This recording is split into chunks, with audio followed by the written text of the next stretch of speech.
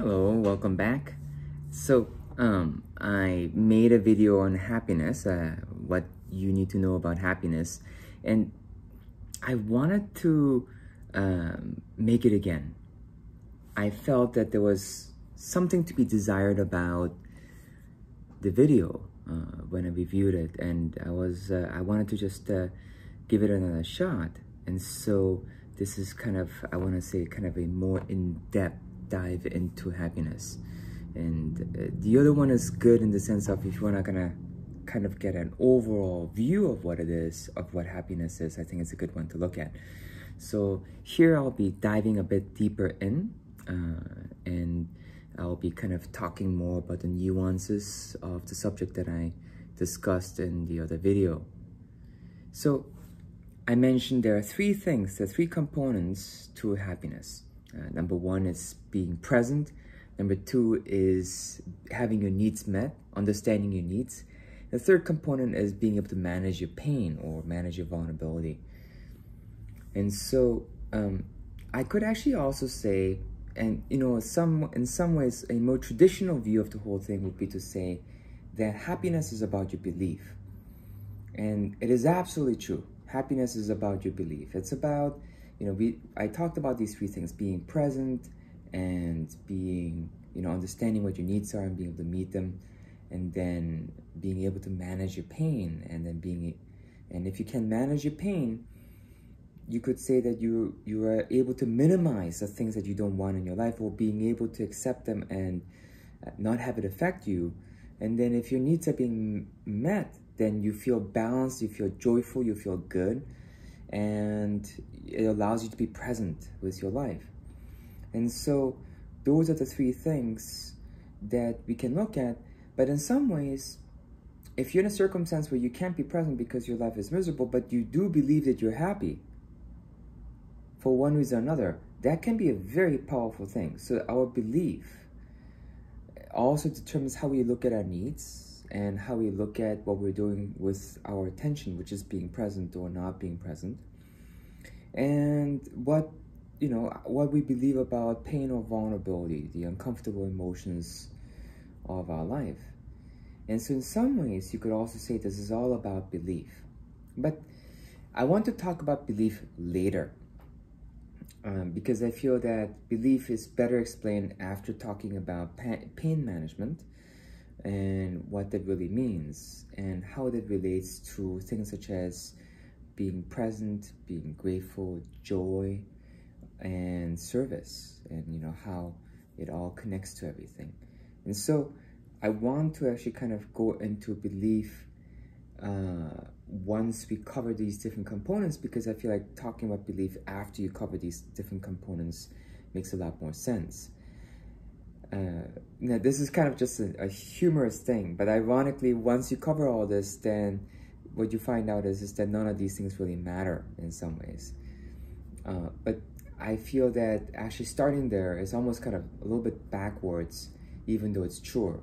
And so if I make an analogy, it's kind of like, if you're familiar, it's kind of like covering the theory of relativity and quantum physics and string theory and those kinds of higher physics before you start cover Newtonian physics. And from all intents and purposes, our experience of life is probably more accurately described by Newtonian physics, but at least according to science, what is more accurate, or a more accurate way of describing how the world actually is through the theory of relativity and quantum physics and string theory and things like that. And so it's kind of like a similar analogy, because even though talking about being present, talking about needs, and then talking about pain management, those are like the practical things that you have to deal with every day. But it's really in the arena of belief where everything happens. And so I want to talk about something that's relatable first, before I talk about something that in reality is actually a lot more accurate, but that also is in some ways kind of also a bit more harder to get to. So now, with that said, I talked about how really being happy, the best indicator of happiness is being present. And, you know, we understand this. And I think that oftentimes when we hear these studies, we hear this out of context. I think oftentimes we hear it within the context of what we need to do.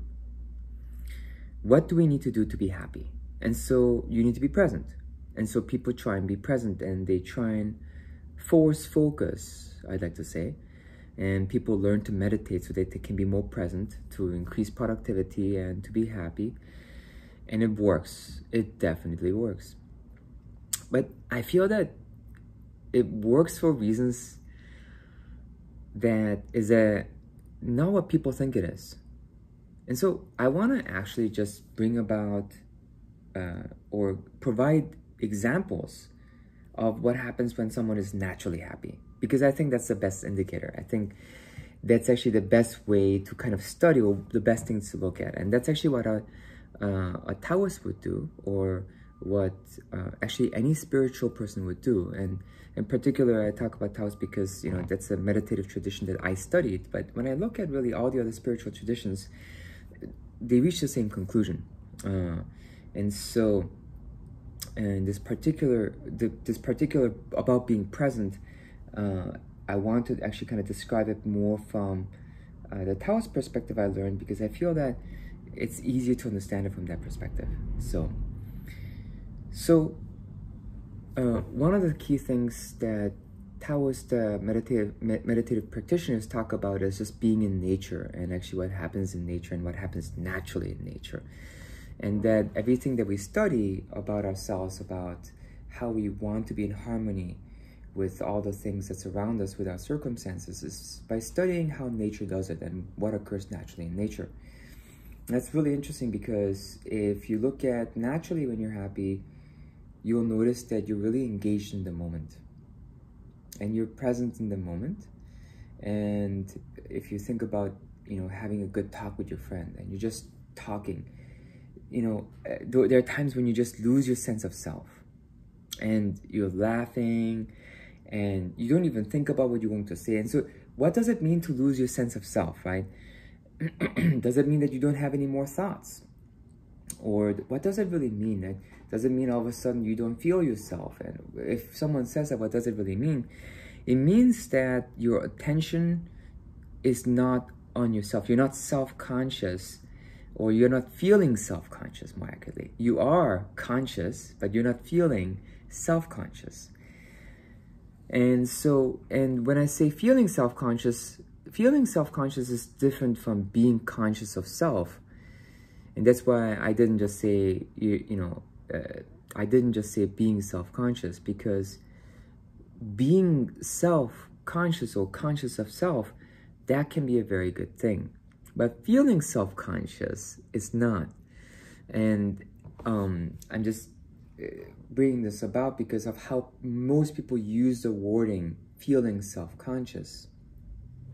And feeling self-conscious means that you're feeling nervous, anxious, or at least that's how I'm defining it from my observations, just so that there's some clarity. And so you're feeling nervous, you're feeling anxious, you're wondering what the other person, is thinking of you, and things like that. And so you're feeling self-conscious, you're wondering how you're coming across and whether you're coming across okay. And that's very unfreeing, right? It's not a very good experience. So now, to continue in the next video.